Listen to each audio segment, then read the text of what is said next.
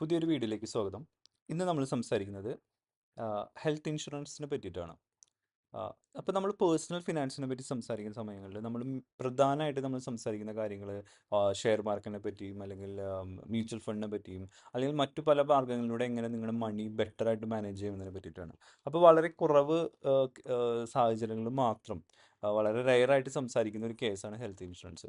പക്ഷേ ഇപ്പം ഈ നേരത്തെ പറഞ്ഞ ആ ഒരു വരുമാനം എങ്ങനെ ഇരട്ടിപ്പിക്കുക അല്ലെങ്കിൽ എങ്ങനെ നിങ്ങൾക്ക് ബെറ്റർ ആയിട്ടൊരു വരുമാനം നിങ്ങൾക്ക് കിട്ടാം, എങ്ങനെ നിങ്ങളുടെ മണി മാനേജ് ചെയ്യാം, അതിനേക്കാളെല്ലാം ഏറ്റവും ഇമ്പോർട്ടൻ്റ് ആയിട്ട് അല്ലെങ്കിൽ അതെല്ലാം ഇപ്പം ഈ നമ്മൾ നേരത്തെ ചെയ്ത കാര്യങ്ങളല്ല. ഇപ്പം നിങ്ങൾ ഒരുപാട് പൈസ നിങ്ങൾ എവിടേക്ക് ഇൻവെസ്റ്റ് ചെയ്തു, ഒരുപാട് എന്ന് വെച്ചിട്ടുണ്ടെങ്കിൽ നിങ്ങളൊരു സാധാരണ ഒരു മിഡിൽ ക്ലാസ് ആളാണെങ്കിൽ അദ്ദേഹം ഇൻവെസ്റ്റ് ചെയ്ത് ഉണ്ടാക്കാവുന്ന പൈസയ്ക്ക് ഒരു പരിധിയുണ്ട്.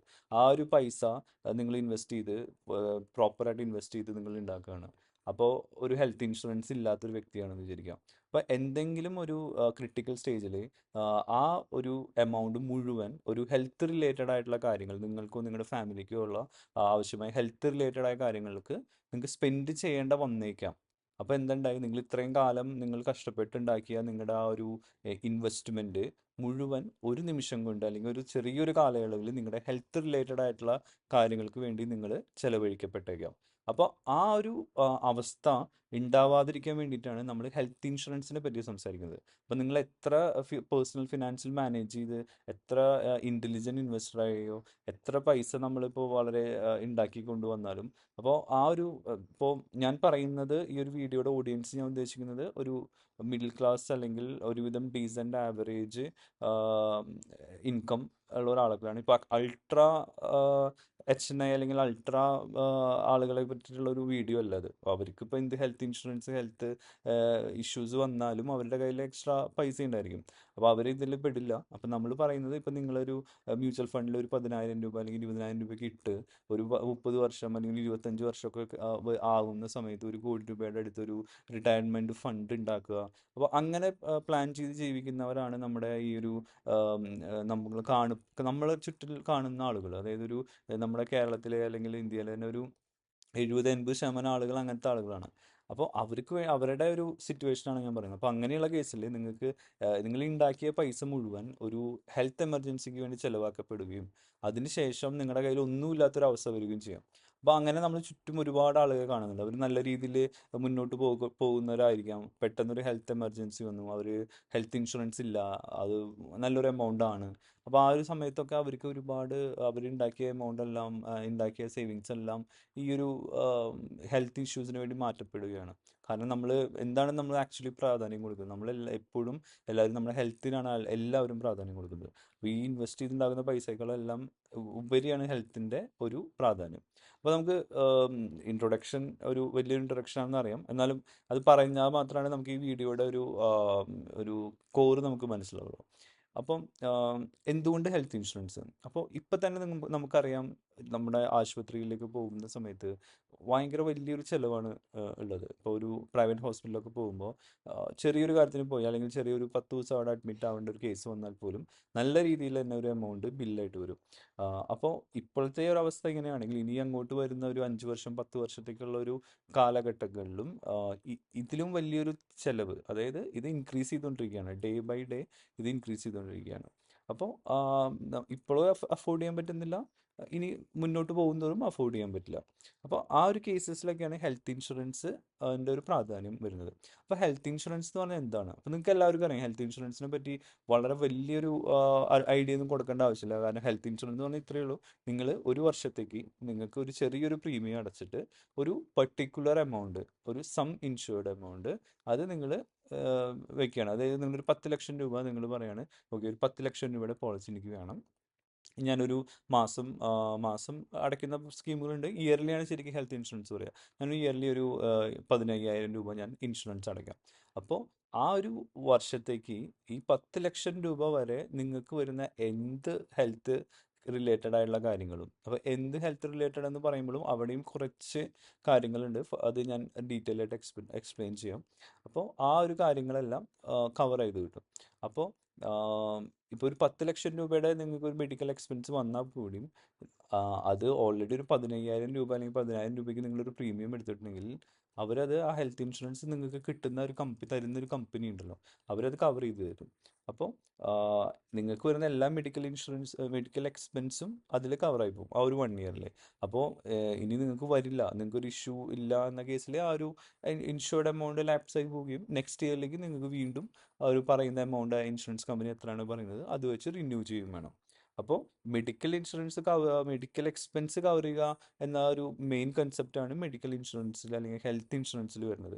പിന്നെ ഇപ്പോഴത്തെ ഒരുപാട് പുതിയ പുതിയ കമ്പനീസ് നമ്മുടെ ഹെൽത്ത് ഇൻഷുറൻസ് പ്രൊവൈഡ് ചെയ്യുന്നുണ്ട്. അപ്പോൾ അതിൽ മെയിൻ ആയിട്ടുള്ള ഒരു ഇതാണ് ഈ പ്രിവെൻറ്റീവ് ഹെൽത്ത് ചെക്കപ്പ്. അതൊക്കെ നമുക്ക് ഈ ഒരു ഹെൽത്ത് ഇൻഷുറൻസ് എടുക്കുമ്പോൾ കിട്ടും.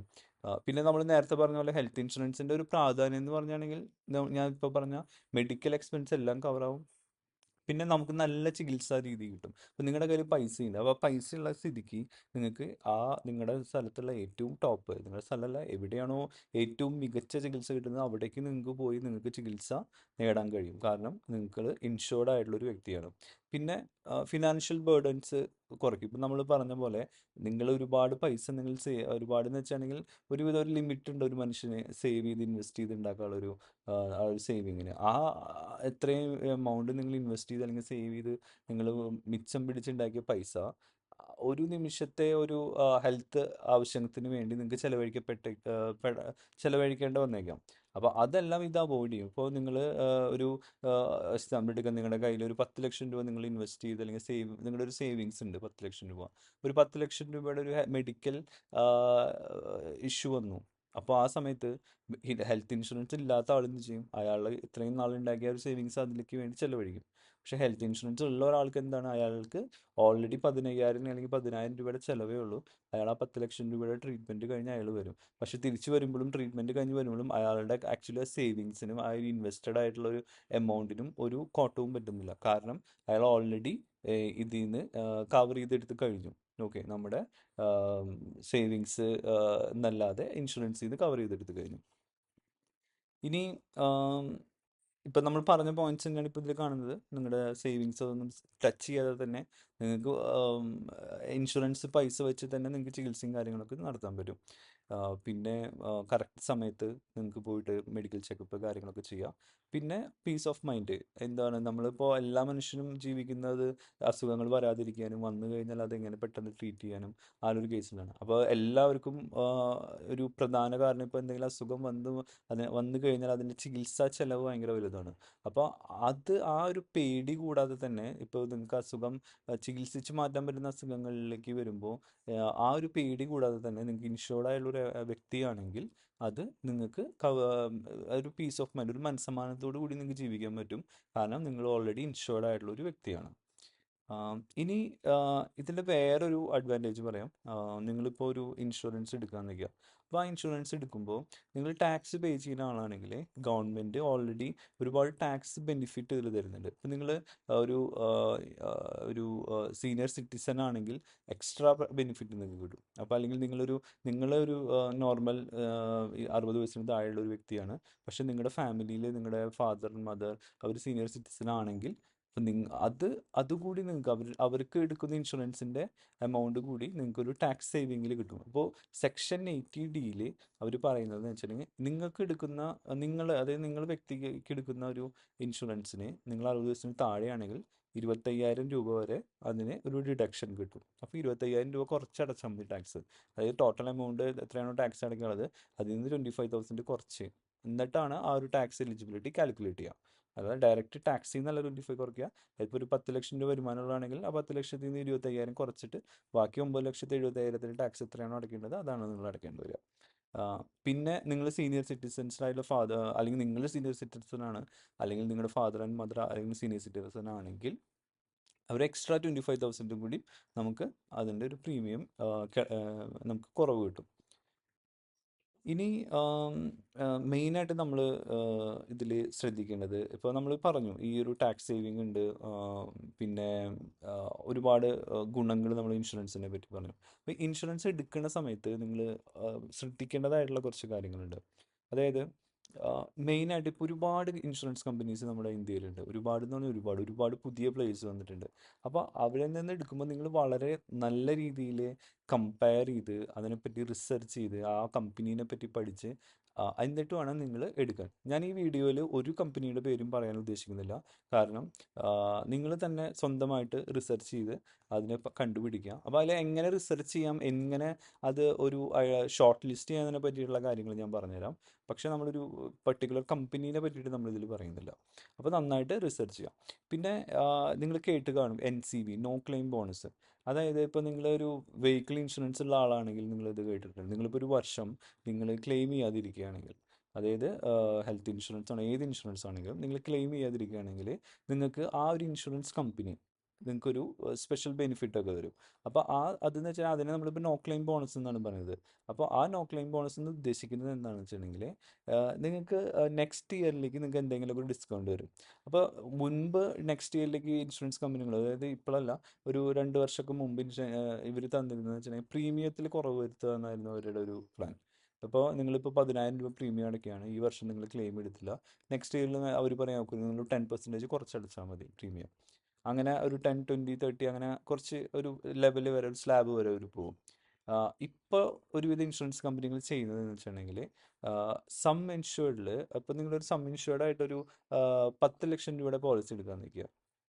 അപ്പോൾ നിങ്ങളൊരു വർഷം ക്ലെയിം ചെയ്തില്ല, അപ്പോൾ അവർ ചെയ്യുന്നത് വെച്ചിട്ടുണ്ടെങ്കിൽ ഒരു 50% നെക്സ്റ്റ് ഇയറിലേക്ക് അത് ഇൻക്രീസ് ചെയ്യും. അപ്പോൾ നെക്സ്റ്റ് ഇയർ വരുമ്പോൾ നിങ്ങളുടെ സം ഇൻഷുർഡ് 15 ലക്ഷമായിട്ട് മാറും. പക്ഷേ നിങ്ങൾ 10 ലക്ഷത്തിൻ്റെ പ്രീമിയം അടച്ചാൽ മതി.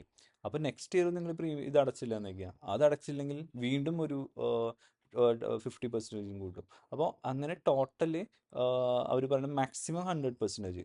അപ്പോൾ 10 ലക്ഷത്തിൻ്റെ പോളിസി നിങ്ങൾ എടുക്കുകയാണെങ്കിൽ എത്ര ലക്ഷം വരെ വരും? 20 ലക്ഷം രൂപ വരെ നിങ്ങൾക്ക് ഇതിൻ്റെ ഒരു ബെനിഫിറ്റ് കിട്ടും. പക്ഷെ 10 ലക്ഷം രൂപയുടെ പോളിസിയുടെ പ്രീമിയം അടച്ചാൽ മതി. അപ്പോൾ ഇത് ഇങ്ങനെയാണ് ഒരുപാട് കമ്പനീസ് ഇപ്പോൾ ചെയ്യുന്നത്. അത് ഒരു കണക്കിന് നോക്കിക്കഴിഞ്ഞാൽ നല്ലതാണ്.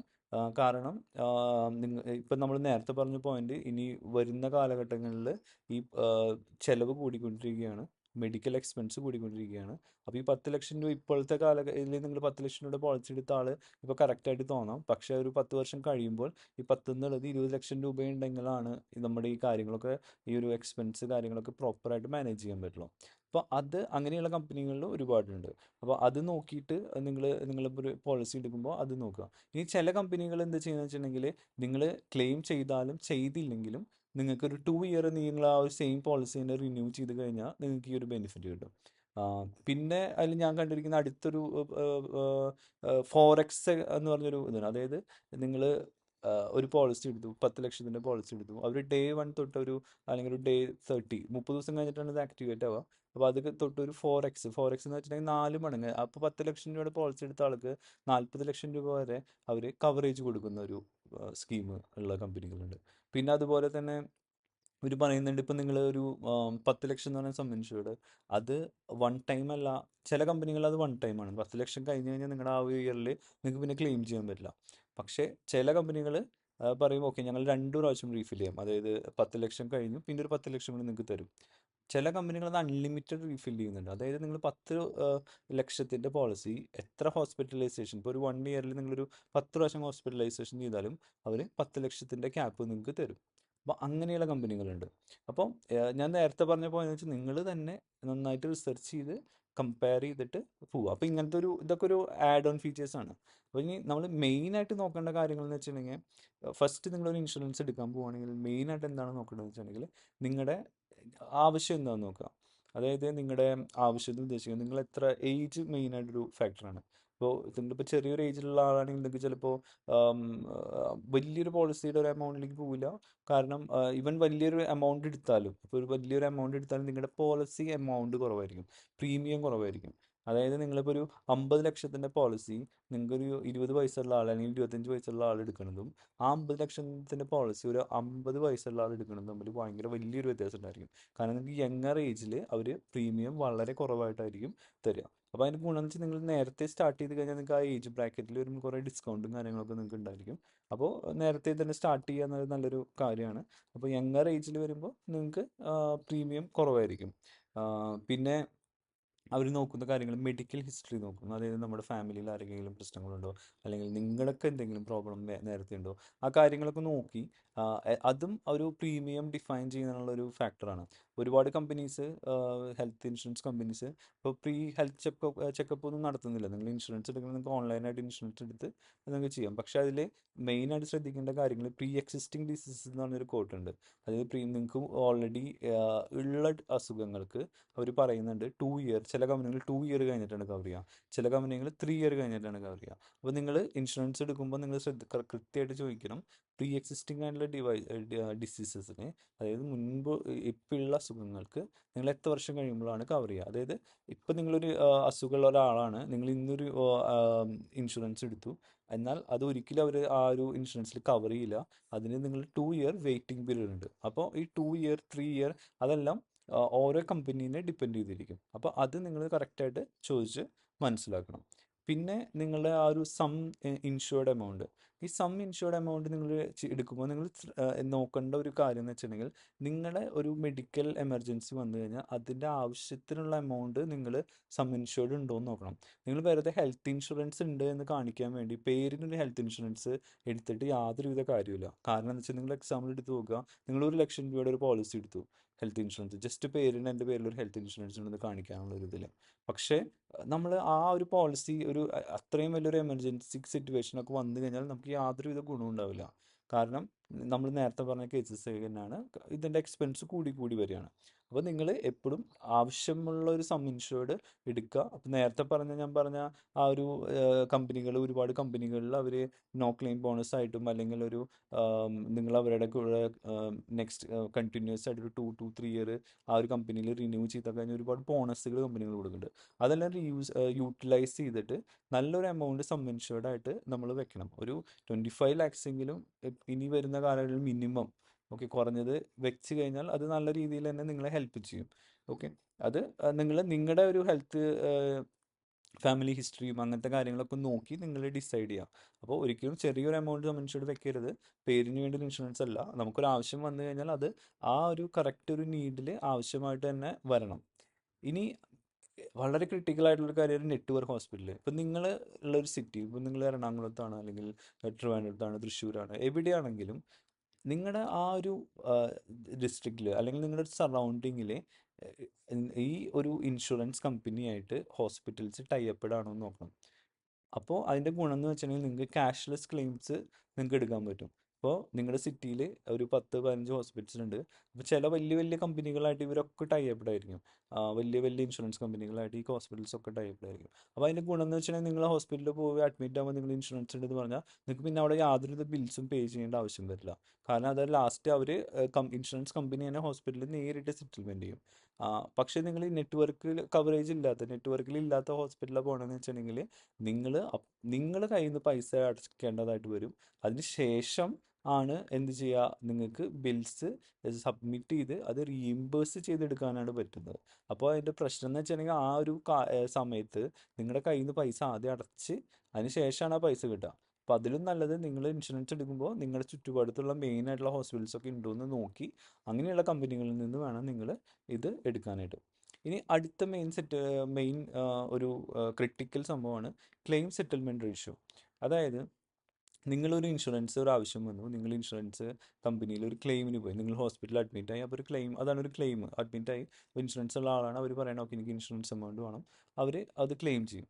അപ്പോൾ ആ സമയത്ത് കുറേ കമ്പനികളിൽ ഇത് റിജക്റ്റ് ചെയ്യാനുള്ള ഒരു കേസസ് ഉണ്ട്. അതായത് അവർ സിംപ്ലി റിജക്റ്റ് ചെയ്യുന്ന ആൾക്കാരുണ്ട്. അവർ ബേസിക് കാര്യങ്ങളൊക്കെ ചെക്ക് ചെയ്ത് അവരുടെ ഒരു ക്രൈറ്റീരിയയുടെ ബന്ധമില്ല, അവർക്ക് ഒരു സാറ്റിസ്ഫൈങ് കണ്ടീഷൻസ് ഉണ്ട്, അതിലകത്ത് വരുന്നില്ലെങ്കിൽ അവർ റിജക്റ്റ് ചെയ്യും. അപ്പോൾ ആ കേസസിലൊക്കെ എന്താ ഉണ്ടാവുക വെച്ചിട്ടുണ്ടെങ്കിൽ നിങ്ങൾക്ക് പൈസ കിട്ടില്ല. നിങ്ങളിപ്പോൾ എത്ര കോടി രൂപയുടെ ഇൻഷുറൻസ് ഉണ്ടെന്ന് പറഞ്ഞ ആളാണെങ്കിലും ഇൻഷുറൻസ് കമ്പനി റിജക്റ്റ് ചെയ്ത് കഴിഞ്ഞാൽ നിങ്ങൾക്ക് ആ പൈസ കിട്ടില്ല. അപ്പോൾ നിങ്ങൾ എന്താ ചെയ്യണമെന്ന് വെച്ചിട്ടുണ്ടെങ്കിൽ ഇത് ക്ലെയിം സെറ്റിൽമെൻറ്റ് റേഷ്യോ എന്ന് പറഞ്ഞൊരു നമ്പർ ഒരു പെർസെൻറ്റേജ് വൈസാണ്. അത് എല്ലാ ഇയറും ഇത് ഇവർ ഓരോ കമ്പനികൾ പബ്ലിഷ് ചെയ്യുന്നുണ്ട്. അത് മാൻഡേറ്ററി ആണ്. ഓക്കെ, ഒരു ഗവൺമെൻറ് നോംസ് ഉണ്ട്, അത് വെച്ചിട്ട് ഇവർക്കത് പബ്ലിഷ് ചെയ്തേ പറ്റുള്ളൂ. അപ്പോൾ ഓരോ ഇയറിലും എത്ര സെറ്റിൽമെൻറ്റ്, ഇപ്പോൾ 100ൽ നോക്കുകയാണെങ്കിൽ ഒരു 90%, 95%, 98%. അപ്പോൾ 98% ഒക്കെ ക്ലീൻ സെറ്റിൽമെൻ്റ് ഉള്ള കമ്പനികളുണ്ട് ഇന്ത്യയിൽ. 98 ഉണ്ട്. അതുപോലെ തന്നെ 80% ഉള്ള കമ്പനികളുണ്ടാവും, 90 ഉണ്ടായിരിക്കും, 89 ഉണ്ടായിരിക്കും. അങ്ങനെ പല പല ക്ലെയിം സെറ്റിൽമെൻ്റ് ഉള്ള കമ്പനികളുണ്ട്. അപ്പോൾ ഹയസ്റ്റ് ക്ലെയിം സെറ്റിൽമെൻ്റ് ഉള്ള ഇൻഷുറൻസ് ആയിരിക്കണം നിങ്ങൾ എടുക്കേണ്ടത്. കാരണം അപ്പോൾ ആ കമ്പനികൾ നിങ്ങൾക്ക് ഇൻഷുറൻസ് ക്ലെയിം സെറ്റിൽ ചെയ്ത് തരാനുള്ള ചാൻസസ് കൂടുതലാണ്. അനാവശ്യ കാര്യങ്ങൾക്കുള്ള റിജക്ഷൻ ഒഴിവായി കിട്ടും. അപ്പോൾ ചിലപ്പോൾ പ്രീമിയം കുറച്ച് കൂടുതലാണെങ്കിൽ കൂടി ഇങ്ങനെയുള്ള കേസ് ക്ലെയിം സെറ്റിൽമെൻറ്റ് നല്ല കമ്പനികളാക്കി എടുത്തു കഴിഞ്ഞാൽ ഗുണം എന്ന് വെച്ചാണെങ്കിൽ നിങ്ങൾക്ക് ആ സമയത്ത് സഫർ ചെയ്യേണ്ടതായിട്ട് വരാൻ സാധ്യത കുറവാണ്. പക്ഷേ എന്ത് ഇതൊക്കെ പറഞ്ഞാലും ആ ഒരു കമ്പനികളും റിജക്ഷൻ കേസസ് ഉണ്ട്. ഇപ്പോൾ 98% സെറ്റിൽമെൻ്റ് ഉള്ള കമ്പനികളിലും 2% റിജക്ഷൻ ഉണ്ട്. അതിന് കാരണം ഓരോ ക്ലെയിമിലും അവർ കറക്റ്റായിട്ടുള്ള ഒരു ഇൻസ്പെക്ഷൻ നടത്തി അത് എലിജിബിൾ ആണെങ്കിൽ മാത്രമാണ് അവർ ക്ലെയിം തരുന്നുള്ളൂ. പക്ഷേ ചില കമ്പനികൾ അനാവശ്യമായ റൂൾസൊക്കെ വെച്ച് ക്ലെയിം ബ്ലോക്ക് ചെയ്ത് കസ്റ്റമറിൻ്റെ പൈസ അവർ കയ്യിൽ വെക്കുക എന്നൊരു കൺസെപ്റ്റിലാണ് അവർ വർക്ക് ചെയ്യുന്നത്. അപ്പോൾ നിങ്ങൾ ഈ ഒരു കാര്യങ്ങൾ ഇപ്പം നമ്മൾ ഈ പറഞ്ഞ നിങ്ങളുടെ ആവശ്യം, നിങ്ങളുടെ സം ഇൻഷുർഡ് എത്ര വേണം, ഹോസ്പിറ്റൽസ് നെറ്റ്വർക്ക് കവറേജ്, അതുപോലെ claim settlement ratio, no claim bonus എങ്ങനെ യൂസ് ചെയ്യാം, അങ്ങനെ അതിനുള്ള മെയിൻ ആയിട്ടുള്ള കാര്യങ്ങളൊക്കെ നിങ്ങൾ കൺസിഡർ ചെയ്തിട്ട് വേണം ഇത് ഇൻഷുറൻസ് എടുക്കാൻ. ഇനി ഇൻഷുറൻസ് ഇപ്പം ഞാൻ പറഞ്ഞ പോലെ നിങ്ങളുടെ ഏജിനെ ഡിപ്പെൻഡ് ചെയ്തിരിക്കും അതിൻ്റെ പ്രീമിയം. നിങ്ങൾ ചെറിയ ഏജിലുള്ള ഒരു 25-30ക്ക് താഴെയുള്ള ആളാണെങ്കിൽ നിങ്ങൾക്ക് പ്രീമിയം വളരെ കുറവായിരിക്കും. അപ്പോൾ അങ്ങനെ ഏജ് കൂടുന്തോറും, കാരണം ഏജ് കൂടുന്തോറും ഇവരുടെ കൺസെപ്റ്റിൽ നമുക്ക് അസുഖങ്ങളും കൂടാം, അപ്പോൾ ചിലവ് കൂടാം, അങ്ങനത്തെ ഒരു കൺസെപ്റ്റാണ് ഈ ഹെൽത്ത് ഇൻഷുറൻസ് സെക്ടറിലുള്ളത്. അപ്പോൾ നമ്മുടെ ഏജ് കൂടുന്തോറും നിങ്ങൾ കൊടുക്കുന്ന പ്രീമിയവും കൂടി വരും. അപ്പോൾ നിങ്ങൾ സെലക്ട് ചെയ്യുമ്പോൾ സം ഇൻഷുർഡ് കൂടുന്നതനുസരിച്ചിട്ട് ആണ് പ്രീമിയം ആക്ച്വലി കൂടുന്നത്. അപ്പോൾ നിങ്ങൾ എന്താ ചെയ്യണമെന്ന് വെച്ചാണെങ്കിൽ ആദ്യം നിങ്ങളുടെ ഏജ് കാൽക്കുലേറ്റ് ഏജ് വെച്ച് ഈ ഒരു സം ഇൻഷുർഡ് വെച്ച് നിങ്ങൾക്ക് ഒരു എമൗണ്ട് പ്രീമിയം കാൽക്കുലേറ്റ് ചെയ്തെടുത്തിട്ട് അത് പേ ചെയ്യാൻ ചെയ്യാം. ഇപ്പോൾ ഇൻഷുറൻസ് കമ്പനീസൊക്കെ ഇപ്പോൾ ഈ പ്രീമിയം ഇപ്പോൾ കൂടുതലാണല്ലോ. അപ്പോൾ അത് ഒഴിവാക്കാൻ വേണ്ടി ആളുകളെ സഹായിക്കാൻ വേണ്ടിയിട്ട് അവർ ഒരു മന്ത്ലി പേയ്മെൻറ്റ് സ്കീം അല്ലെങ്കിൽ EMI ആയിട്ട് അടയ്ക്കാനുള്ള ഒരു സ്കീമൊക്കെ ഉണ്ട്. അപ്പോൾ നിങ്ങളൊരു 25 ലാക്സിൻ്റെ ഒക്കെ ഒരു പ്രീമിയം എടുക്കുമ്പോൾ നിങ്ങൾക്ക് മാസം ഒരു 2000-2500 രൂപ മാത്രമാണ് നിങ്ങൾക്ക് അതിൻ്റെ ഒരു ചിലവായിട്ട് വരുള്ളൂ. അപ്പോൾ അതൊരു 2500 രൂപ അല്ലെങ്കിൽ 3000 രൂപ വരെ ഹെൽത്തിന് വേണ്ടി മാറ്റി വയ്ക്കുക എന്നുള്ളൊരു ശീലം നമ്മൾ മലയാളികൾ ഉണ്ടാക്കിയെടുക്കുന്നതാണ്. നമ്മൾ ഒരുപാട് പൈസ നമുക്ക് മറ്റുള്ള കാര്യങ്ങൾക്ക് വേണ്ടിയിട്ടും എല്ലാം നടക്കുന്നുണ്ട്. നിങ്ങളിപ്പോൾ 2500 അല്ലെങ്കിൽ 3000 രൂപ ഒരു SIP-യിൽ ഇൻവെസ്റ്റ് ചെയ്താലും നിങ്ങൾക്ക് കിട്ടാൻ പോകുന്ന പൈസ ഇത്രയേ ഉള്ളൂ. അതിനൊരു ലിമിറ്റ് ഉണ്ട്. പക്ഷേ ഈ ഒരു ഹെൽത്ത് ഇൻഷുറൻസിൽ ഇൻവെസ്റ്റ് ചെയ്ത് കഴിഞ്ഞാൽ നിങ്ങളുടെ ഗുണം എന്ന് വെച്ചാൽ നിങ്ങൾക്ക് നമ്മൾ നേരത്തെ പറഞ്ഞ പോലെ നിങ്ങൾക്കൊരു മൈൻഡ്ഫുൾ റിലാക്സ് ചെയ്തിട്ട് തന്നെ നിങ്ങൾക്ക് ജീവിക്കാൻ പറ്റും. കാരണം ഓൾറെഡി നിങ്ങളുടെ ഹെൽത്ത് കവേർഡ് ആണ്. അപ്പോൾ എന്തെങ്കിലും പ്രശ്നം ഉണ്ടെങ്കിൽ തന്നെ നിങ്ങൾക്കൊരു നിങ്ങളുടെ സേവിങ്സ് ഇത്രയും കാലം ഉണ്ടാക്കിയ ഒരു അസറ്റ്സ് ഒന്നും നിങ്ങൾക്ക് തൊടേണ്ടതായിട്ടുള്ള ഒരു ആവശ്യമില്ല. കാരണം ഹെൽത്ത് ഇൻഷുറൻസിൽ കവറായി പോകും. അപ്പോൾ എല്ലാവരും ചെയ്യേണ്ടതായിട്ടുള്ള ഒരു മെയിൻ സംഭവം തന്നെയാണ് ഹെൽത്ത് ഇൻഷുറൻസ്. ഇപ്പം നമ്മൾ ഒരുപാട് ആളുകൾ ഇപ്പോൾ ഒരു റീസെൻ്റ്ലി ഒരു മ്യൂച്വൽ ഫണ്ടിൻ്റെ ഒരു കണക്ക് വന്നിട്ടുണ്ടായിരുന്നു. കേരളത്തിലെ ആളുകൾ ഒരുപാട് ആളുകൾ മ്യൂച്വൽ ഫണ്ടിൽ ഇൻവെസ്റ്റ് ചെയ്തു തുടങ്ങി. അപ്പോൾ അത് നല്ലൊരു കാര്യമാണ്. അപ്പോൾ നമ്മൾ വീഡിയോസിലെല്ലാം പറയുന്നത് മ്യൂച്വൽ ഫണ്ടിൻ്റെ ഗുണങ്ങളും സ്റ്റോക്ക് മാർക്കറ്റിനെ കുറിച്ചിട്ടൊക്കെ നമ്മൾ പറയുന്നതാണ്. പക്ഷേ ഈ ഒരു ഹെൽത്ത് ഇൻഷുറൻസും കൂടി അതിൽ നിങ്ങൾ ഉൾപ്പെടുത്തണം. അപ്പോൾ നിങ്ങളൊരു 10,000 രൂപയ്ക്ക് ഇൻവെസ്റ്റ് ചെയ്യാൻ അല്ലെങ്കിൽ ഒരു 20,000 രൂപ ഇൻവെസ്റ്റ് ചെയ്ത ആളാണെങ്കിൽ ഒരു 2000-2500 രൂപയുടെ അടുത്ത് മാസം ഹെൽത്ത് ഇൻഷുറൻസിന് വേണ്ടി മാറ്റി വയ്ക്കേണ്ടതാണ്. അപ്പോൾ അത് മാറ്റി വെച്ചുള്ള ഗുണങ്ങളും കാര്യങ്ങളൊക്കെ നമ്മൾ ഓൾറെഡി ഡിസ്കസ് ചെയ്തു. ഇനി അത് എങ്ങനെ നിങ്ങൾക്ക് വാങ്ങിക്കണം എന്നതിനെ പറ്റിയിട്ടുള്ള കാര്യങ്ങൾ നിങ്ങൾ സിംപ്ലി ഓൺലൈൻ പോയിട്ട് സെർച്ച് ചെയ്യുക, റിസർച്ച് ചെയ്യുക, പ്രധാനപ്പെട്ട കമ്പനികളിൽ നല്ല കമ്പനികളിൽ നോക്കുക. അപ്പോൾ നമ്മൾ നേരത്തെ ഈ പറഞ്ഞ കാര്യങ്ങളൊക്കെ അത് കൺസിഡർ ചെയ്തിട്ട് വേണം നിങ്ങൾ ഒരു ഹെൽത്ത് ഇൻഷുറൻസ് ചൂസ് ചെയ്യുക, അത് മെയിൻറ്റെയിൻ ചെയ്ത് കൊണ്ടുപോകാം. അപ്പോൾ അതിൻ്റെ പ്രാധാന്യം എല്ലാം നിങ്ങൾക്ക് മനസ്സിലായെന്ന് വിചാരിക്കുന്നു. ഇനിയിപ്പോൾ ഇതിൽ എന്തെങ്കിലും സംശയം, ഇതിൽ ഏതൊക്കെ എന്തെങ്കിലുമൊക്കെ ഡൗട്ട് ഉണ്ടെങ്കിൽ നിങ്ങൾ കമൻ്റായിട്ട് ആഡ് ചെയ്താൽ മതി, നമ്മളതിന് റിപ്ലൈ ചെയ്യുന്നതായിരിക്കും. അപ്പോൾ ഇതാണ് ഇന്നത്തെ വീഡിയോ ഇഷ്ടപ്പെട്ടെങ്കിൽ ലൈക്ക് ചെയ്യുക, ചാനൽ സബ്സ്ക്രൈബ് ചെയ്യുക. Thank you.